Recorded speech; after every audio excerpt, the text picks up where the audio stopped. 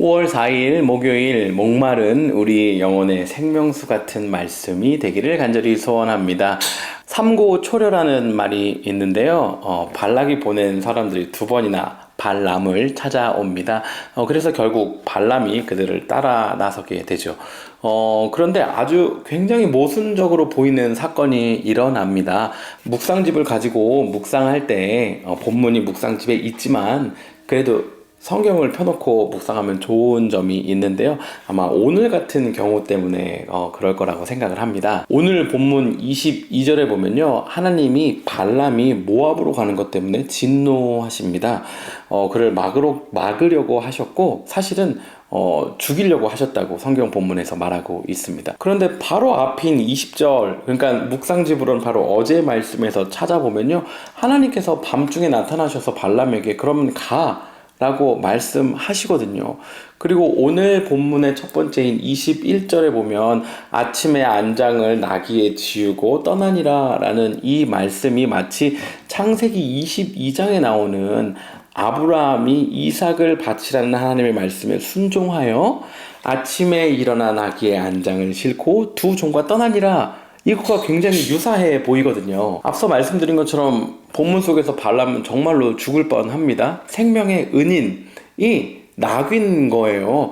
나귀 덕분에 살죠. 막 다른 곳으로 가려고 하고 막 발을 긁고 갑자기 엎드리고 해서 결국 살게 됩니다. 발람이 죽음을 모면하고 난 이후에 하나님 앞에 하나님 제가 범죄했습니다 라고 고백하고 하나님 기뻐하지 않으시면 그러니까 하나님 뜻 아니시면 저 모압으로 안 가겠습니다 라고 기도하죠. 그러니까 하나님이 아니다 가라 라고 말씀하셔요.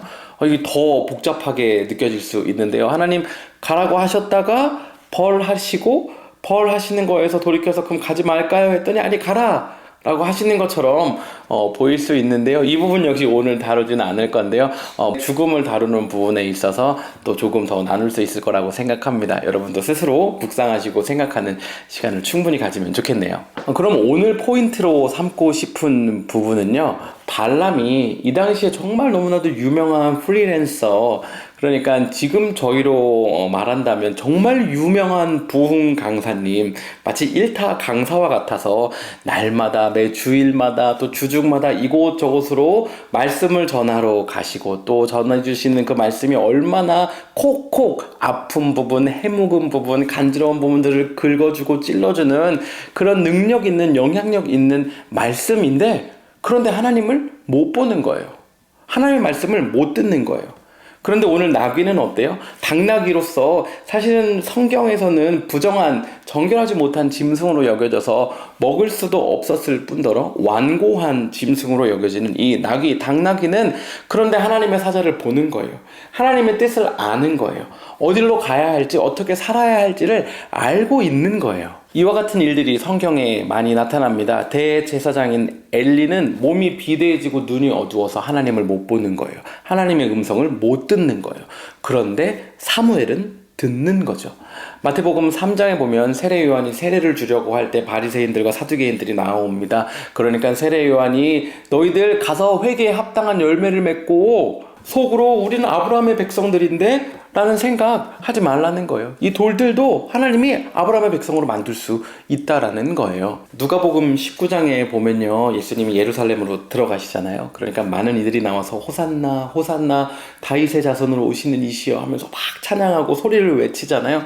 그러니까 바리새인들이 나와가지고는 예수님께 이 제자들 좀 조용히 시키십시오 라고 얘기하잖아요. 그러니까 그때도 예수님께서 말씀하시죠. 이들이 조용하면 이 돌들이 아마 소리칠 거라고 이야기합니다. 우리 모두 스스로가 부족하다는 것을 알고 있지만 우리 삶 가운데 그래도 내가 요 부분에 있어서는 좀 잘하지, 이런 거는 내가 남들보다는 좀 탁월하지 하는 영역들이 있잖아요. 사실 그것이 우리 삶의 만족과 기쁨이 되기도 하고 또 자존감을 세워주는 영역이기도 한데요. 또 이것이 위험한 삶의 영역이기도 합니다. 오늘 발람이 뭐라고 얘기하냐면요. 나귀랑 얘기하면서 나귀야, 너 내 손에 칼이 있었으면 내가 너를 지금 죽였을 거라고 얘기하는 거예요. 그러니까 어디 감히 나귀 주제에 내가 지금 이 프리랜서, 이 선지자로서의 이 지금 모압으로부터 초대를 받아가지고 내가 이만한 선물도 받을 수 있고 지금 이 정도 나는 급이 있는데 어디 급도 안 되고 하나님 뜻 이런 거 전할 줄도 모르는 네가 나를 막아? 나를 아프게 나에게 상처를 줘? 나는 지금 칼이 있었다면 너를 찔렀을 거야. 이곳은 나의 영역, 나의 에어리어야, 나의 필드야. 네가 나에게 suggestion 혹은 advice를 할 수 있는 그런 영역이 아니라고 하는 것처럼 우리 삶 속에서 이 부분에 있어서는 내가 맞지. 네가 어떻게 나에게 그런 말을 할 수 있어? 넌 아직 그런 말 할 수준이 아니야. 내가 알아서 할게 하는 그런 영역들이 혹시 있지는 않으신가요? 세상에서 삶 속에서 내가 얼마나 탁월한 사람인지, 사람들이 얼마나 나를 알아주는지, 얼마나 나를 주목하고 있는지, 이것이 중요한 것이 아니라 내가 하나님을 알고 하나님을 보고 하나님의 음성을 들으며 하나님을 따라가고 있느냐가 중요한 것입니다. 왜냐하면 그것이 저와 여러분 우리의 존재의 목적이기 때문입니다. 내가 누군가를 탔느냐 아니면 나는 누군가를 태워야 하는 사람인가, 이것이 중요한 것이 아니라는 것입니다. 여러분, 겸손함 없으면, 그리고 겸손함은 없는데 내 안에 칼이라는 무기가 들려 있으면 내 옆에 있는 나귀도 죽는 것이고 나도 죽는 것입니다. 오늘 하루 사는 동안 겸손함으로 우리 삶을 좀 돌아보는 시간이 되면 좋겠고요.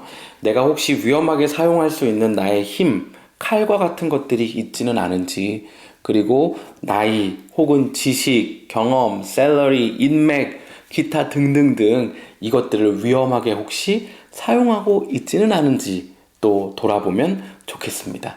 그러면서 하나님만 따라가겠습니다. 하나님 보여주십시오. 하나님의 음성 듣기 원합니다. 하나님을 따르겠습니다. 라고 다시 한번 다짐하는 저와 여러분이 되면 너무 좋겠습니다. 특별히 혹시나 우리 삶 가운데 오늘 발람처럼 내 계획이 자꾸 무언가에 부딪히는 것만 같고 막히는 것만 같고 어려움이 있는 것만 같은, 그리고 이런 거는 내가 지금 당하지 않아도 될 것만 같은데, 그러니까 발람처럼 내 급이 아닌데 왜 나귀가 하는 이런 상황들이 있다면 조금만 더 민감히 하나님 앞에 우리의 것들을 내려놓고 기도하는 마음으로 하루를 보내면 더더욱 좋겠습니다. 기도하겠습니다. 하나님, 우리 구원해 주시고 또 주님의 자녀 삼아 주시고 함께 동행하여 주시니 감사합니다.